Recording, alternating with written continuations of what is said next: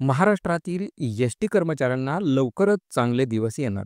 ST कष्टकरी जनसंघाचे संस्थापक ॲडव्होकेट डॉक्टर गुणरत्न सदावर्ते साहेब आणि जनसंघाच्या अध्यक्षा ॲडव्होकेट डॉक्टर जयश्री पाटील यांनी राज्यात शिवाजी महाराज आणि डॉक्टर बाबासाहेब आंबेडकर यांचा वैचारिक वारसा असणारे सरकार राज्यात यावे याकरता आई तुळजाभवानीला आणि त्यांना नवस केला होता आणि त्यानुसार राज्यामध्ये सरकार स्थापन झाले. त्यामुळे दिनांक 18/12/2024 रोजी आई तुळजाभवानीच्या मंदिरात जाऊन नवस पेडण्यासाठी तुळजापूर येथे सदावर्ते कुटुंबीय आले होते.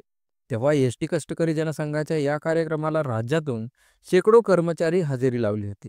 तेव्हा अध्यक्षा महोदयांनी 7व्या वेतन आयोगासंदर्भात मोठे विधान केले आणि त्यांनी सांगितले की येणाऱ्या वर्षात वेळ न दवडता 7वा वेतन आयोग सर्वसामान्य कष्टकऱ्यांना लागू करून देण्याचा निर्धार केला आहे.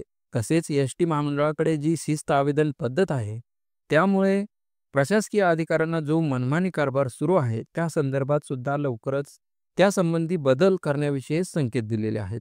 दिलेले आश्वासन वेळेत पूर्ण व्हावे याकडे सर्व कर्मचाऱ्यांचे आतुरतेने लक्ष आहे. असेच नवनवीन व्हिडिओ पाहण्यासाठी MSRTC मराठी या यूट्यूब चॅनलला सबस्क्राईब करा, जेणेकरून अपडेट व्हिडिओ लगेच पाहायला भेटतील. धन्यवाद.